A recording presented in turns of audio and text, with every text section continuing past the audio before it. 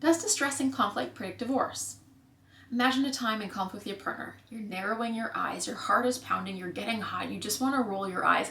You cannot believe the words coming out of your partner's mouth. So you retaliate. You say something mean, bitchy. But it's fine, right? After all couples fight, right? Maybe.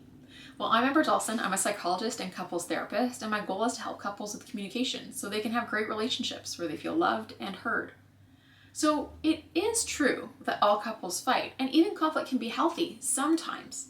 But destructive conflict, whether it's research by Mayer and Sledge or the Gottmans, have found destructive conflict leads to divorce. They found that it's not so much the topic that you fight about that is the predictor of divorce, but the destructive conflict. Now, there are some topics like communication, parenting, sex, finances that are really sensitive, and we tend to talk about those in a bit more dysfunctional ways because they're so sensitive. But it's important that couples learn to talk about things in a constructive way so that when you're 65 years old, you can be putting your heads on your pillow, holding hands as you drift off to sleep, proud of yourselves for your work together as a team. I mean, after all, who wants to be hitting the apps again?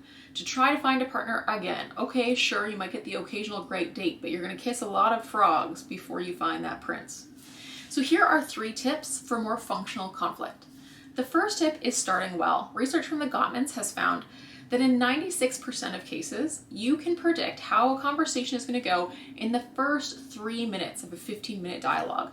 That means you need to start well. You need to start off your conversations, especially if they're going to be sensitive, in a way where your partner doesn't feel blamed or criticized or attacked, where you speak as neutrally as possible about your thoughts, feelings, and needs. The second thing to consider is giving your partner the most generous assumption. I first heard about that years ago in one of Brené Brown's books. I can't even remember the one. She talked about giving your partner the most generous assumption of their intentions.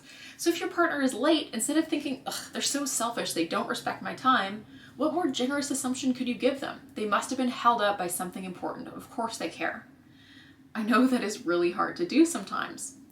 You know, Gottman and Silver in their book, 7 Principles for Making Marriage Work, have found that couples who are unhappy in their marriage underestimate their partner's loving intention by 50%. That means they're getting it wrong 50% of the time. Imagine if those couples who are unhappy started giving more positive attributions to their partner's behavior. I wonder what could change. So the third tip when you're having conflict with your partner is a really hard one to do. It's talk, don't fight. That's hard. When I think about my own life history, I think about fighting, getting your point across, getting in a zinger, walking away. I don't think about sitting, calmly explaining my thoughts, feelings, position on an issue, and respectfully listening to my partner's side too. Remember, there are 2 sides, at least, to every story. And one of the really hard things to do is to listen to your partner's side and convey your side in a respectful way. So you might not actually solve the problem. So many of our problems in relationships are never solved. The antidote to those problems that is never solved isn't fixing them. It is learning how to talk about them without fighting about them.